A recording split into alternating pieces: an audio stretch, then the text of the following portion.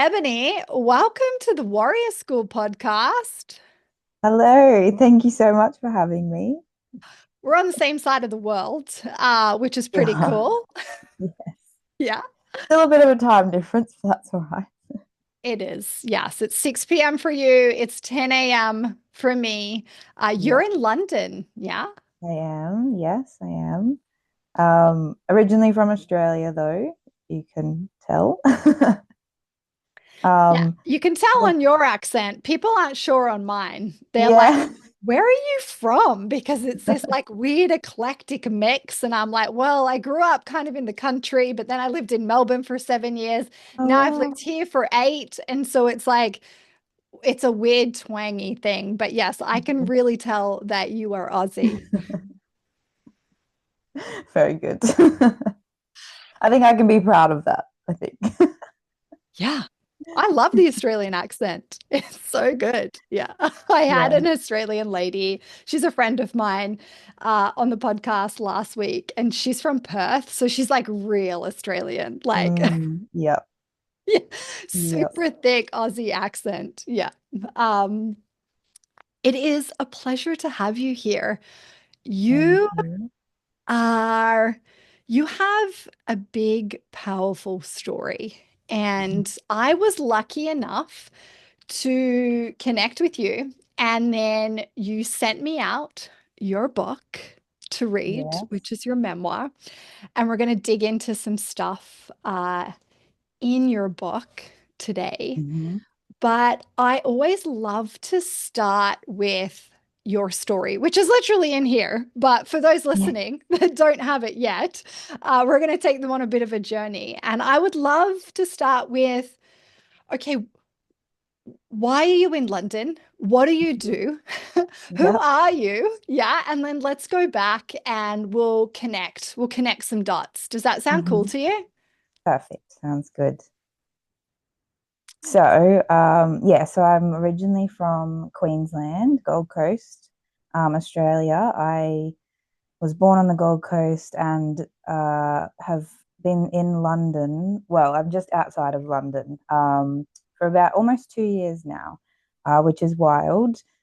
Time has gone very quick. But yeah, I sort of just got to a point where I thought it was time to try something a bit different. I'd always loved the thought of living abroad and just traveling. It was definitely outside of my comfort zone, but I just felt ready to take that leap. So yeah, about 2 years ago, I decided to go to Italy and I was an au pair there. The plan was just to au pair for about 6 months and then go back to Australia. But I got to the end of that and I sort of didn't feel quite ready to go home yet. So I moved on from that and decided to give the UK a bit of a try with no plan, no idea how long I would last. But yeah, so I'm actually an exercise physiologist. So I studied in Australia, obviously, got my degree, worked at a clinic in on the Gold Coast. I work with people who have neurological conditions or disabilities, so mostly spinal cord injuries, MS, stroke, brain injuries, that kind of thing. Um, so yeah, so I worked for about 2 years in Australia before I decided to leave. And then I thought, well, I could try get a job in that field, that industry in the UK. So um, I did have a couple of connections back before I left Australia. So I decided to reach out to them and ended up getting a job in like pretty much the same sort of position that I was doing in Australia. So that's what I'm doing currently. Have been there for a year and nearly a year and a half now. And yeah, I love it. It's just a very rewarding position, helping people that are not able to necessarily do certain things on their own or independently, and just helping them to try and reach their goals, similar to sort of what you do, but just a different, maybe sort of different modalities.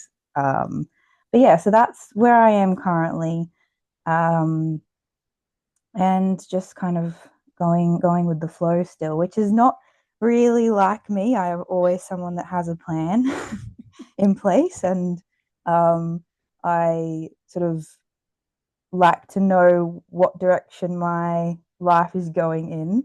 And it has been quite tricky for me, to be honest. The last, yeah, maybe the last just couple of years. I think when I first left, I was like, "This is an adventure. I'm here for it." And then it sort of started to settle in, and I think I'm still trying to navigate it and just see what happens. But yeah, just going with the flow at this point. Yeah, it's really interesting that you say that because there's a part in the book, it's right towards the Mhm. end. And this might be a couple of years ago, when or a year or so ago when you finished it. But, uh, someone asked you, when was the time that you felt most like yourself? And you actually Mm. said in like the lowest and darkest or the hardest times in your life, you've really felt most like yourself. And Yeah. I can imagine the last couple of years, there's been really dark times and hard times. But also, you're talking about how you like things to go to plan, but I read Hmm. your story and nothing went to plan. No.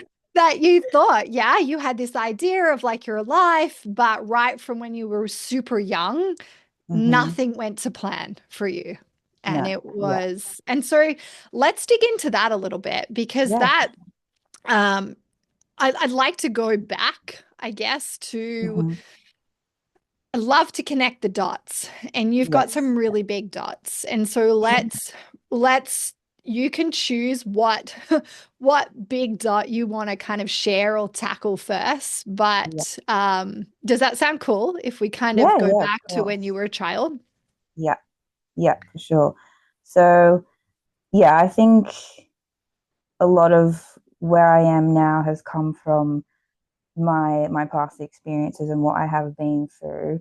And obviously, I think what you go through truly like shapes you into who you become. So, um, yeah. So basically, I my upbringing with my parents was quite different. My parents divorced when I was about 6. I was quite young, and then um, my mum struggled a lot with mental health issues. She had severe depression and anxiety, and that was something that I lived with for a while. Well, since I could remember, really.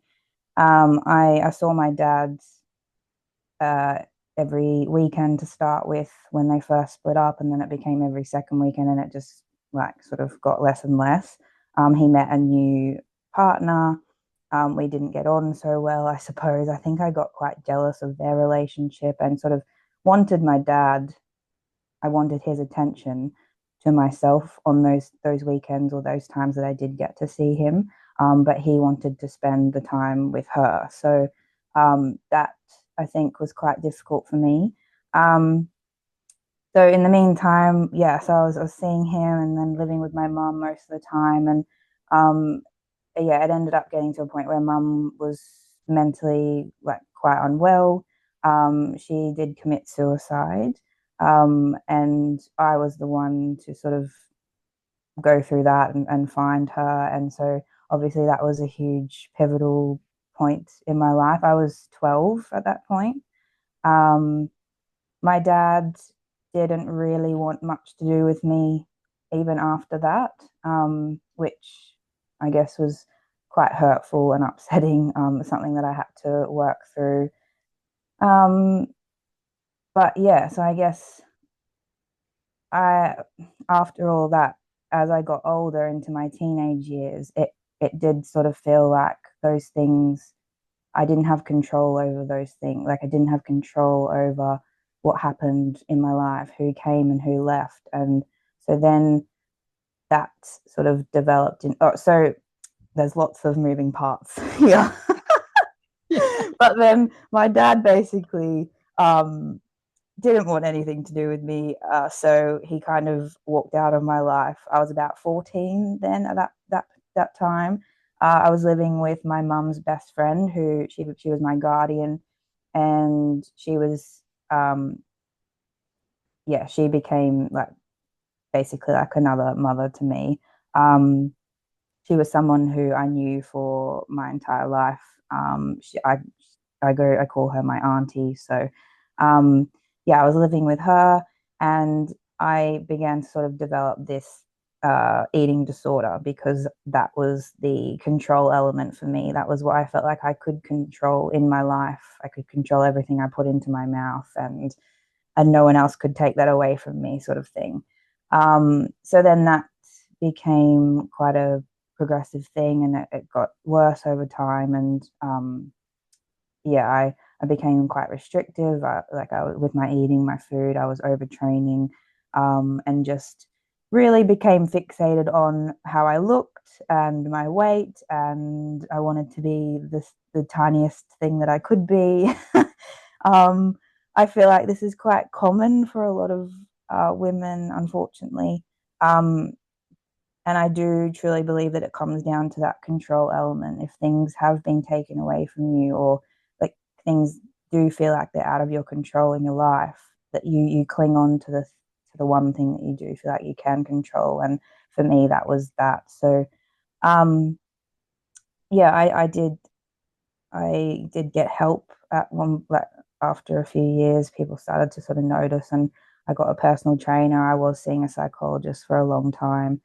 Um, and yeah, it sort of just, I did get a hold of that. I managed to get control over that. And yeah, I just life went on from there. But that was basically, that's the part of my childhood that they're the big dots that that you were talking about. So I read at night and I Yes, started your book, right? And I'm reading this book and it's like I can feel my heart. It's just like aching for you. And I'm just like, I'm a bit restless. And Carson's like, what's wrong? And I'm like, I'm reading Ebonie's book and I can't read it at night. I had to stop yes. reading it at night because I Oh, was just like, I could just feel it. I had this visceral response, like just mhm. chapter after chapter and experience after experience. And anyway, I had to finish the rest of it like in During the the day. daytime. Yeah, through the day. It was like, yeah, it's not, yeah, it was like that physical response that the book has on your body. It's very visceral. And so I just want to Mhm. say, it's beautifully written and Thank you you. know, you beautifully told the story that is just heartbreaking, just Mhm. so heartbreaking and devastating. But yeah, I just wanted to share that piece of like, okay, well, anyone who gets Eb's book, Yeah, maybe don't read it at night just because I think, yeah, it's a lot. Yeah. And it is so, a lot. There are a lot of layers, I feel, to it. I think the one thing that there are a lot of pieces to it that I think different people may be able to relate to different things at different points in their life. So whether it is divorce or mental health or eating disorders or suicide, I think there's a lot of different things that people may be able to relate to. And I think that's why I wanted to share my story, was so that if anyone had been through similar circumstances, whether it be any of those things, um, they could share. Sometimes it's hard to find people who have been through similar things and share that story with you. And I feel like knowing that you're not alone, you can get some sort of comfort out of that. Um, and like I'm not a well-known person or anything like that. So, but I would always say, like, if anyone was to read my story and they wanted to reach out, like, I would always be here for that. So, yeah, yeah, I just thank you for sharing it. It's yeah, no, of it's course. powerful. Yeah, it is. It's really powerful. And uh where I'd love to go with that is, in the book you do talk a lot about how you really struggled with this idea of like you must not be lovable then because these two Mm-hmm. people that these two people that brought you into the world that were meant to protect you and keep you safe and love you Mhm. left you. And then you were left being like, well, I must not be enough or worthy Good enough enough. or Yeah. good enough or lovable enough. I would love if you could just talk a little bit about Mhm. how, because you do towards the end of the book, you've been in relationship with yourself and you've done a lot of work and you've pulled a lot of Mhm. people to your table to help you. But Mhm. let's first start off with, do you feel like you're enough now? Do you feel lovable and worthy? Honestly, I do. Um, it is something not being feeling like I'm not enough was something that I struggled with for a long time. And it was something that I really did have to dig deep and work through with the help of like professional help, psychologists. And I'm definitely a very open person. Yes, I've written a book about it all, but I love to talk about my feelings, and I'm not someone that can hold things in, as in like my feelings and personal experiences. Like I do want to be able to share that and get the help that I need. I think I'm so willing to get that help, whereas maybe some people will shy away from that. Um, I so and honestly, I think the travel aspect and like just getting up and leaving my home, like leaving the only thing that I knew as home. I'd never lived anywhere else. I've grown up on the Gold Coast. That was the only place I've ever lived. And so leaving my comfort zone was massive for me, and it was super scary. And going to a country that where they didn't even speak English and just kind of living with a like a host family. All those elements of, oh my gosh, what are they going to cook? What are they going to eat? It's Italy, like it's carb central, all the oils, like all those things were just going through my mind. And I just had to really try and settle that and just go, you know what, it's going to be okay. And I will get through this. And I know that I'll come out better for it. And I think that doing that really made such a huge difference for me. And just traveling on my own and going off on my own. Like I knew no one else over there, obviously Italy, and even in the UK, I still knew no one. And um, each time I did move, like it was super scary, and I felt that incredible loneliness, which I do go into in my book. And I think when you do hit those like rock bottom levels, that's when you make the most personal growth, I feel. So to answer your question, yes, I honestly feel like now I can actually say I am enough and I am worthy of love, and that is so incredibly like powerful for me. And like I'm so proud of being able to get to that point. Um, because yeah, the two people who are meant to be there for you no matter what completely like abandoned me essentially. So um, I think after all that happened, the support and the friends and that I did have going forward were amazing. And I do have like my friends now are my family, and I always say to people like I truly believe that you choose your family. You don't they don't have to be blood related to you. You can make that choice. So yeah, I'm incredibly lucky to have the people in my life that I do have now, and then I absolutely wouldn't be there without here now without them. So combination of those things, yeah, has really got me to where I am now. Yeah, the thing I love about that, Ebony, is that you learnt basically to build your table. There were these Yes, two main absolutely. seats at the table, and then they were empty. And it's a lot of people can live in that place where they just try and they stay at the empty table and they don't know Mm-hmm. how to bring people Other into the people, yeah. table. But just through your story, you filled the seats at the table. The table got full. Yeah, with like Yeah. people that you either wanted, people that you needed. There were specific seats that were filled, based to help you through the eating disorder, to help you with the Hmm. grief and the trauma. And so yeah, when I was reading your story and then hearing you talk now, it's just about you have a choice to build that table. And sometimes it's not going to have, our parents at the table for whatever reason, whether that is through your experience, or it's just that we're not in a powerful relationship with them. But Hmm. you get to bring people to your table, and you don't have to be lonely, and you don't have to do it Yeah. alone. And I really love that. That was a really cool Mm. part of your story, of like you just seeing you filling your Thank table you. again. Yeah. Yeah. Yeah. Yeah. Yeah, absolutely. That you were your most recent podcast was talking about that, wasn't it? The tape. Yeah. I think I did a group call inside of Warrior School a couple of weeks ago, and it was all around like building your table Building your for, table. Yeah. I yeah, love that. I haven't yeah. really heard that sort of analogy before. So but yeah, no, I definitely was able to do that. So very grateful.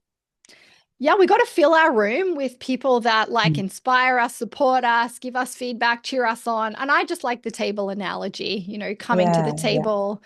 And that's, yeah, it's our choice and our responsibility to build our own tables. And sometimes Hmm. people are going to leave the table and we don't want them to, or, maybe we have people at the table that aren't in the right seat. And Hmm. so, um, It can take time as well to build and change, and some people are there and then they leave, and it's all meant to happen as it's supposed to happen, I believe. Like I you know life can throw you some stuff, but like I do believe that everything happens for a reason. Things are brought to you for a reason, um and once you navigate through those things, hopefully then you can see what's on the other side of it and make something from it. So yeah.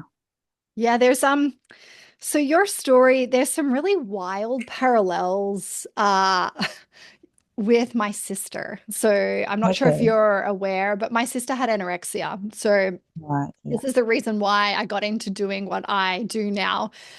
She endured that in like 2005 and 6 and 7 for quite a few years.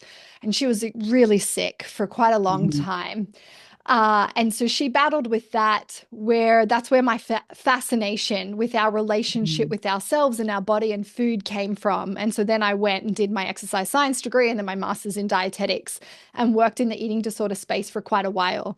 Hmm. After she, physically restored and recovered, and, there's a part in your book where, and I'd love to get into this, where Hmm. you still struggle a little bit with your Yeah. relationship with food, and you question whether or not you would be cured, as Yes, you in said. quotation Yeah, in marks. Yeah. quotation marks. But after she, I guess, moved through the acute phase of it, she actually went to London, and she lived in London for a couple Oh of years. wow.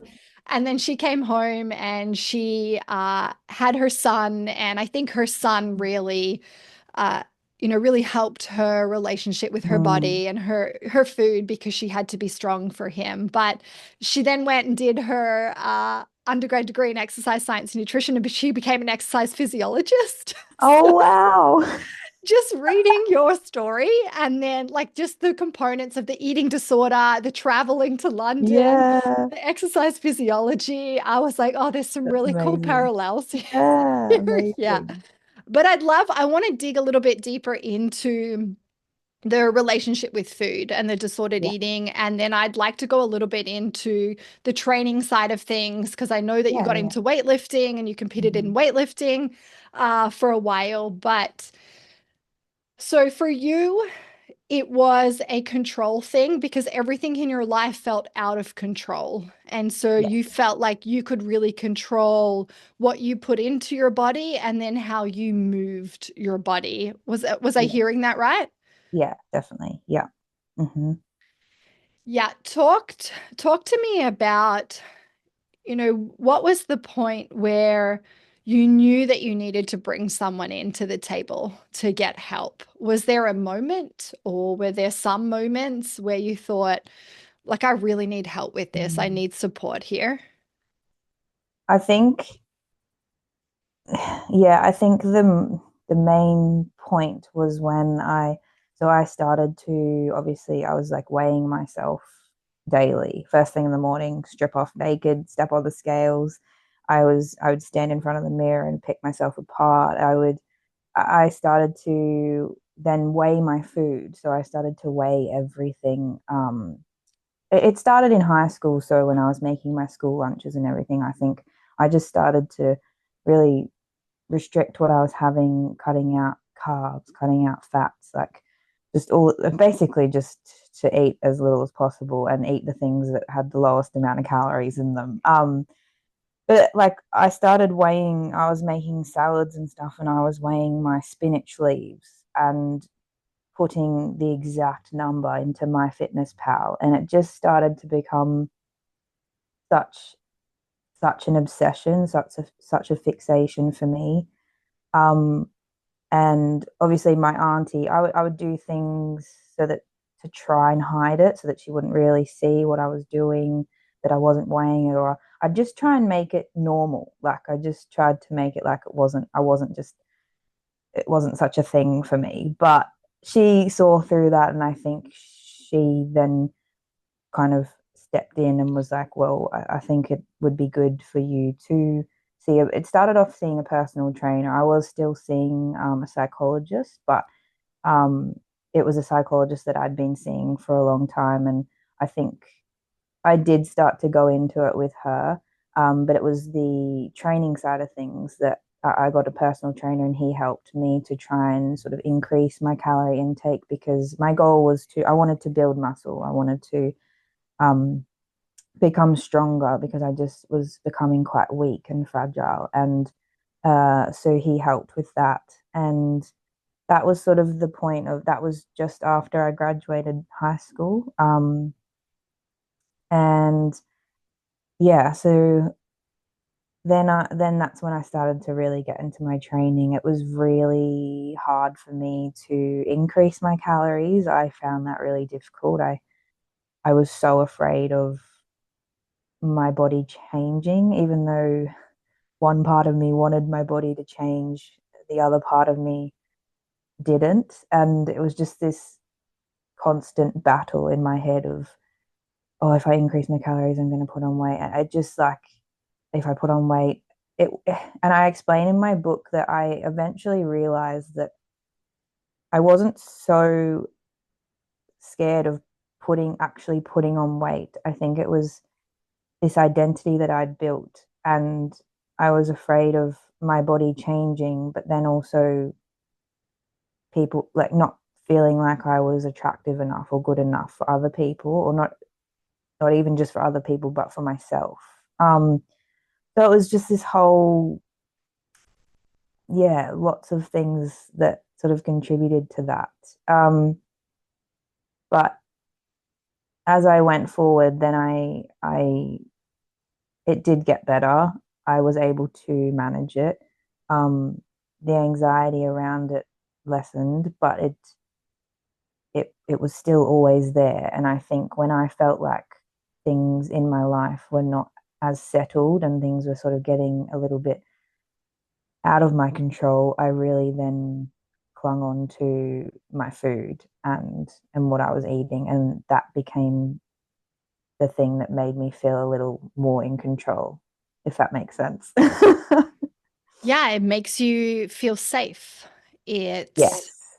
Yeah. It's it like that is comfort yeah. zone. Yeah, Yeah. it's coping. It is a Coping coping. mechanism. Yep. Yeah. Yeah. And look, we all do it, yeah, Yeah. to all different extents, We've all whether got that's, something. yeah, Yeah. we've all got something, yeah, whether that's through disordered eating, overtraining, like it could be overeating, it could be gambling, Yeah. addiction, alcohol, drugs, porn, like, you know, Exactly. Yeah. everyone has got some way, Of some type coping of with, coping yeah. mechanism. Yeah.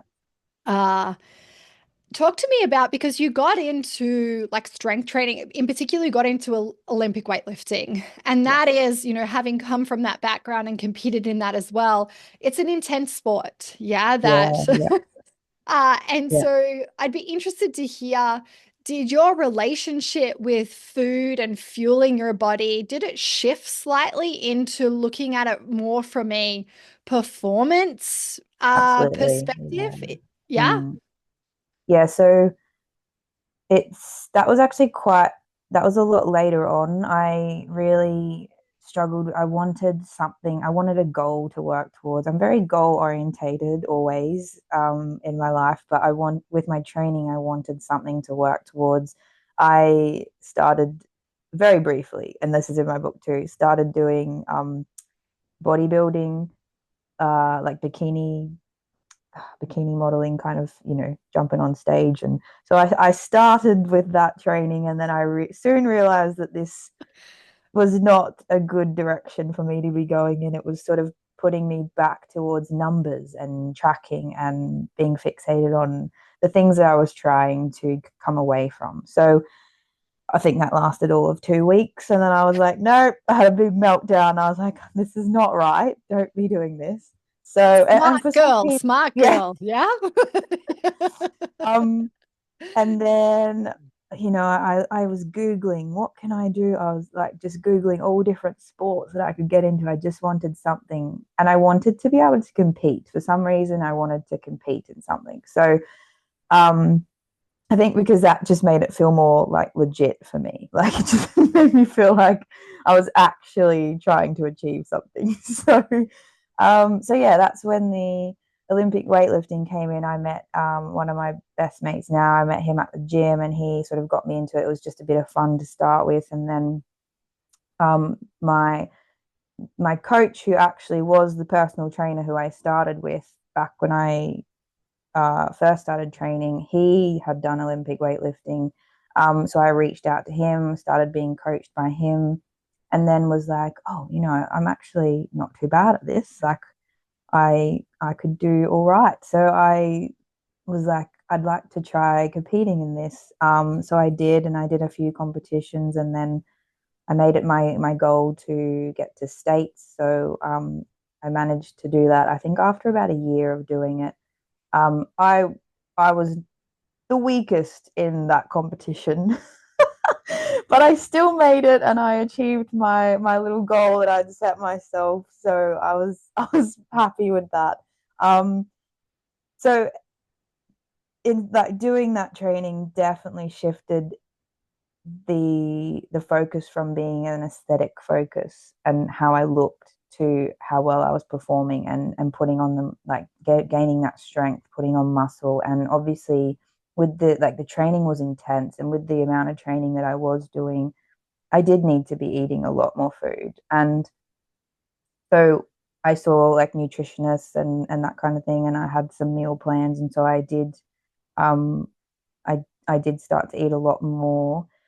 uh, and so then with that, obviously, I was lifting more weight, I was gaining more muscle, I was gaining more strength. And then it was really good to a certain point. And then I started to feel like I was becoming too bulky. And like, not that I wasn't, but in my head, I was like my clothes that I'd had started to become a bit tighter, and like my quads were getting, like, they were strong. I was getting bigger, and I just felt a bit sort of, I started to become a bit uncomfortable, and that started to play on my mind again. And so I started to feel like I was spiraling again into this sort of this state of like, I'm not comfortable in my body. And so I ended up, once I left Australia, obviously I stopped training to that intensity. Like I wasn't doing Ollie lifting anymore. I did lose quite a bit of muscle. I found a gym in Italy. I needed that, so I found one that I could walk to. So I was still training in the gym, but I was just training for fun. Like I was just training for general strength and fitness. And so obviously, yeah, I did sort of lose a bit of muscle, and got to a point where I was like, okay, I feel good now.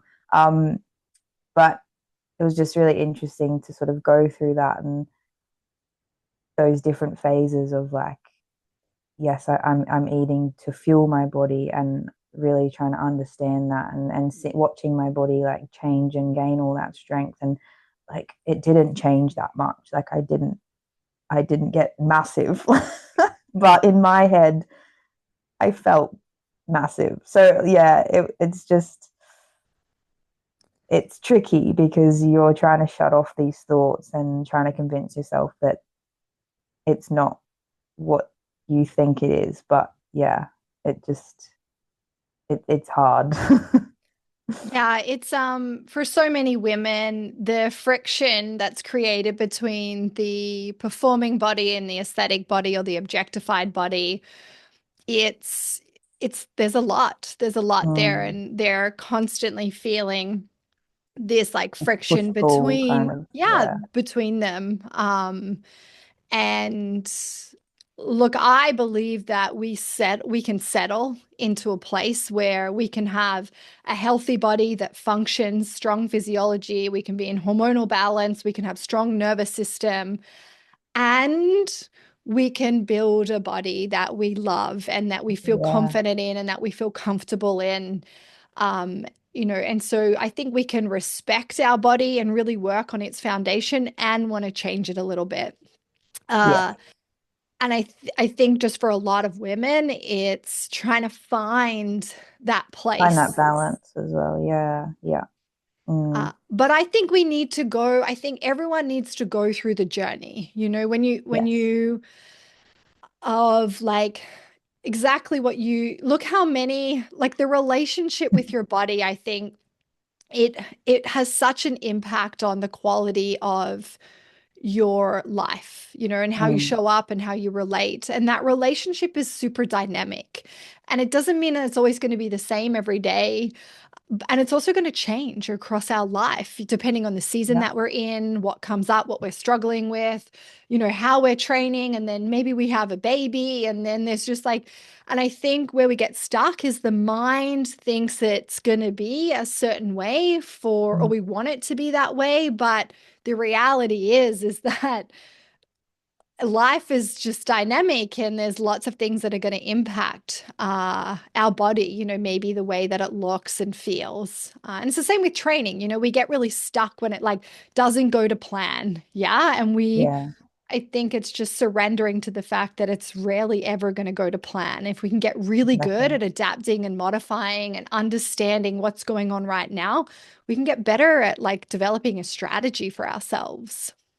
Yeah, and just yeah, like you say, having that like understanding that your body's not always going to be the same, and that's okay, and just trusting the process of it as well, and finding that equilibrium of where, because obviously then you go, for me, I lost my period, and it took a long time for me to get that back, and now it's back and it's regular, and that's great, but that's only been the last year or so.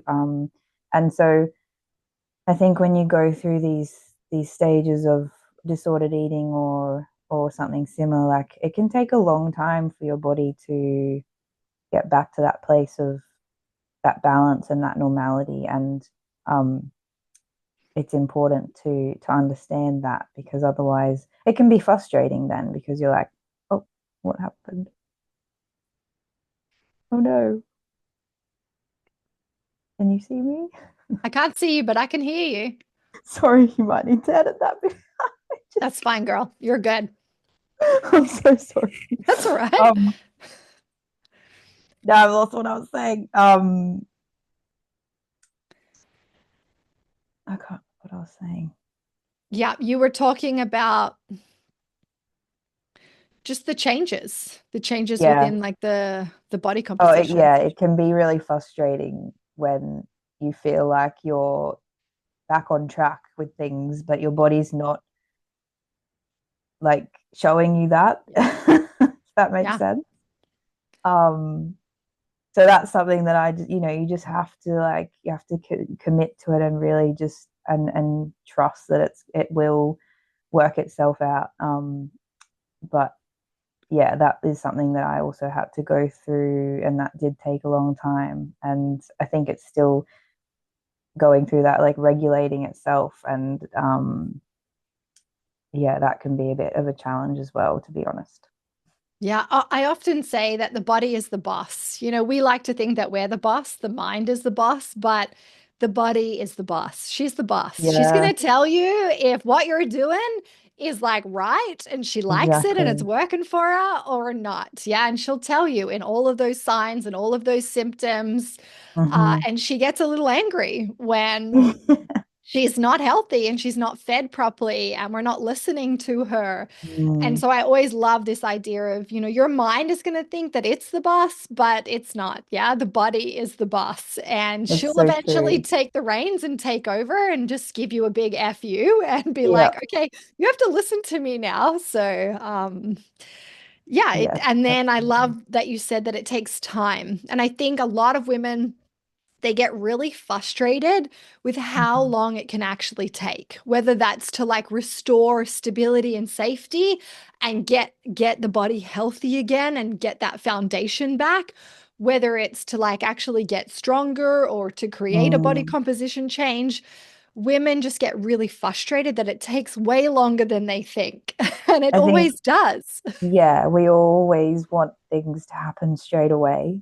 We always want to see that progress straight away. I think with anyone, like, and if it can be quite disheartening if you don't see that. And yeah, we just have to remember that, like, our bodies are incredible systems and they are very intelligent, and and we just have to trust that it is going to take the time, but you have to be consistent. Like, consistency is key for those kinds of things. So Mm. yeah, for sure. Tell me about your relationship that you have with like your body and training today. Yes, so if I'm honest, it can still be up and down. I think for me now, I'm able to manage any kind of anxiety or anxious thoughts I get around food so much better.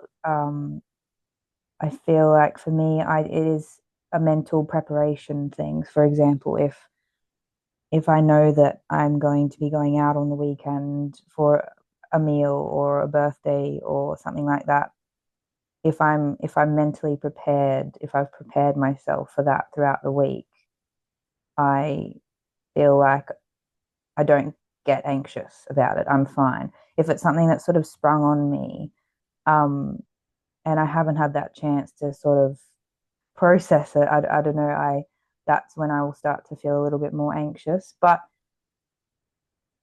I can't. I wouldn't say that those thoughts or those anxious thoughts have completely gone. I still battle with those, but they're a lot quieter, I would say. And I'm able to uh, dampen them a lot easier than I have ever before. So yeah, I don't want to sit here and say I'm completely healed and I'm all fine now, because I'm not, but it's just a constant work in progress. I think with my training, I'm still training a lot, like, but I do listen to my body as well, and I think that was such a huge thing for me. Like, if I need a rest, if I feel like, okay, I've got a training day or my training week planned, but that doesn't go to plan, or I need a rest day, like, I will take that rest day.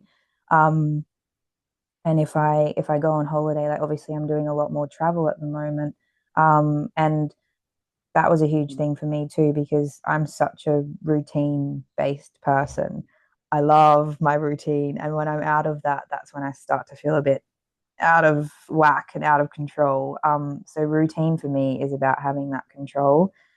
Um, but going on holidays and traveling, it's that break away from that. You're not in a routine, like, you're eating different foods. And so being able to do that and being okay and comfortable doing that is huge for me as well. So yeah, I think my relationship with food and my body, like I can honestly say that I do love who I am now and I love my body and I'm so grateful for it and appreciate all that it can do for me, especially with the people that I work with. Like I work with people who can't walk, who can't do these things, who can't, there's so many things that they can't do.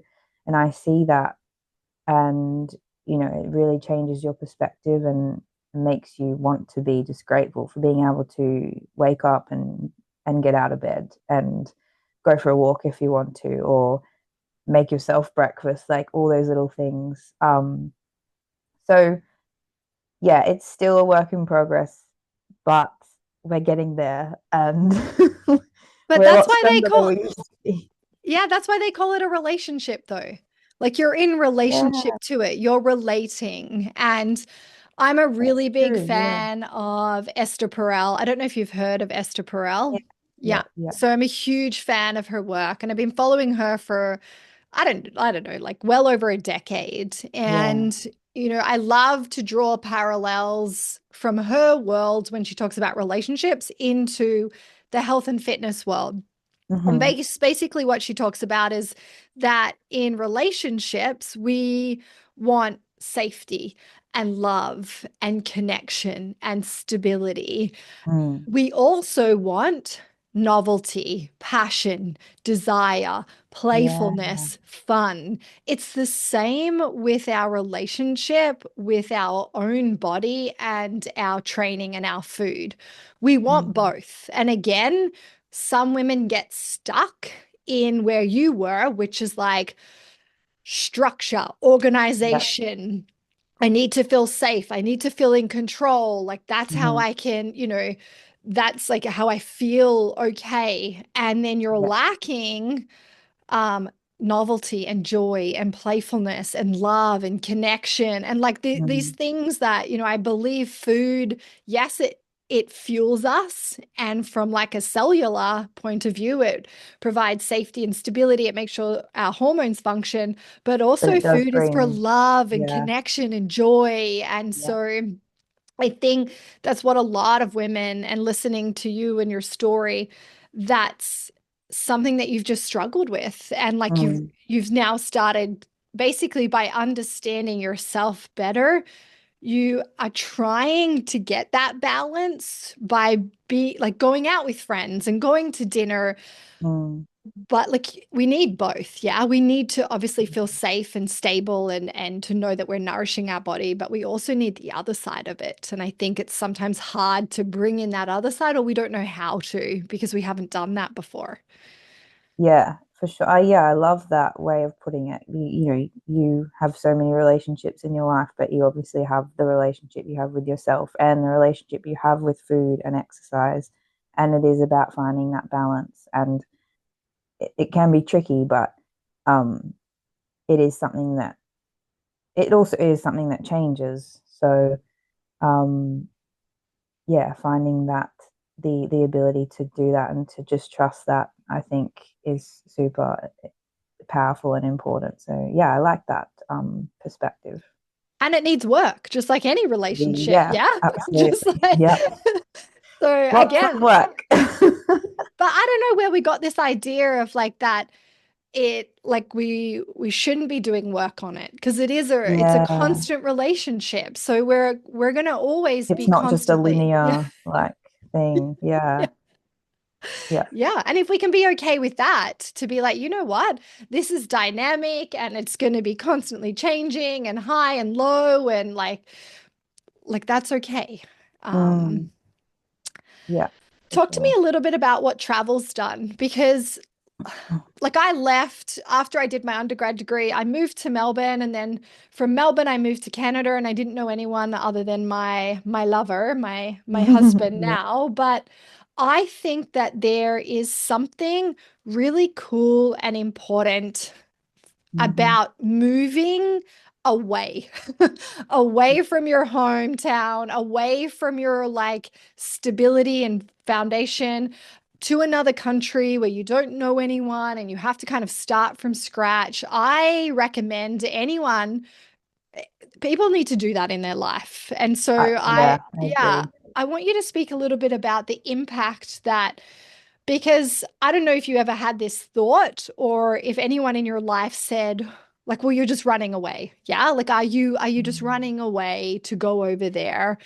But talk to me about the decision to go and then the Mhm. impact that's had on you over the last couple of years. Yeah, it's something that I had wanted to try for a long time, like just living in another country. When I was studying at uni, there was always that option to study abroad. I had thought about that. Then COVID happened and sort of put a hold on any of those opportunities. So um, I didn't do it through uni, and I sort of got to a point where I was like, I want to change. I want an adventure. I want to do something different. So yeah, like I said at the beginning, like it was a huge decision for me, and it was super scary. But I kind of just did it. Like I joined an agency to help me with the au pair thing, and I had to pay a deposit, and I just basically one day I was outside like reading or something, and then I just was like, you know what, I'm just going to do it. And so I grabbed my phone, I went onto the website, and I just paid the deposit, and I was like, oh my gosh, this is like the most spontaneous thing I've ever done. Um, so yeah, so then I was like, right, I'm doing this. And I had a good like 8 months or something to again mentally prepare myself for this huge thing. And I think that made a huge difference to me. It wasn't something that I was just gonna like jump on a plane in like 2 weeks and go. I had a long time to get used to the idea. Um, but yeah, leaving and going overseas, I agree with you. I could not recommend it enough. Like it's just been the best thing that I've ever done. Um, the amount of growth that I've had, and like I don't know if it's so obvious to other people. I think I just recently went back home for Christmas. It was the first time I went home since I left. So um, yeah, that was very nice.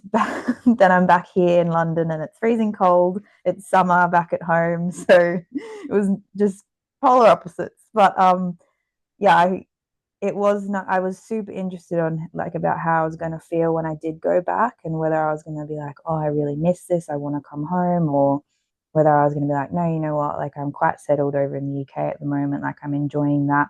Um, and I have been a bit confused, to be honest, like where I belong, where I need to be. And I think, my book is called Coming Home, and I really hone in on the fact that like your home, and this is a little bit cliche, I suppose, but your home isn't always a specific place or destination. Like you really need to find home and peace within yourself, and then it doesn't really matter where you are or where you end up because you've got yourself. And I think that is the one thing, if I can take anything, or if anyone can take anything from moving and living abroad or living somewhere else, it's that. It's just trying to find home within yourself, and knowing that it doesn't matter where you are, you've always got you, and there'll always be people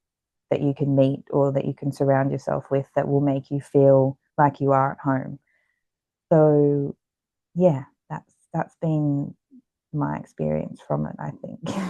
Yeah. Yeah, I love the I title. don't know if And that's how you sort of felt as well, like if that was a similar situation for you. yeah, I would agree with you Yeah. that like home is your body and mind. Mhm. Like your Yeah. true home. Yeah. And that's why I always talk about this idea of taking the long way home. Like we've just got Mm. to, life will be about taking the long way home, and home is coming always back to you and your body and your Yeah, mind. Um, and yes, no matter where you are, for sure, I think that having the right table, the right people around you can help some people feel like they're more at home. Like some people, I absolutely. think, Yeah. a lot of the time would connect home to family. Um, Yes. and other people not so much. Yeah, I wouldn't connect home to family as strong as others. Yeah. I have a family and I love my family, but I've been away Mhm. from them for such a long time and I still feel Mhm. connected to them, but I feel very at home within Where you are. myself. Yeah. Yeah. And so, no matter, I think, where I go, I think it's about you knowing yourself and understanding yourself. And then your habits and behaviors are like with you. Yeah. They're like Hmm. in your luggage. And so you Hmm. can set yourself up no matter where you are. But I think there's just beautiful growth in just being uncomfortable. And I think a lot of people avoid that because life is stressful and it's Hmm. hard and a lot of people are low on energy and there's a lot going on, and so to think about making a decision that is going to make their life harder Yeah. is a big decision. It's a hard decision, even though the payoff is worth it. Yeah. Like if you, Yeah. in retrospect, you look back and you're like, well, I wouldn't do it any differently. Like, I'm so glad that I did it. But Mhm. for a lot of people to make that choice, I think when life is already feeling really hard and stressful and they're low on energy, it's a hard decision to Yeah. make. I look back at that decision of leave it, and I'm like, wow, like I can't believe I actually did that. Um, I'm so, yeah, like you said, I'm so glad that I did, but I'm like, yeah, I don't know how I actually built up the courage to take that leap. But if if you're sitting there listening and you've been on the edge of like the verge of deciding whether to leave or to stay or try something different, like you only live once, like just do it. And you can always go back. Like if it didn't work out, I could always have gone back home. There would always be somewhere for me to go. So like why not, really? That's sort of what I thought. I think just do it. Just do it.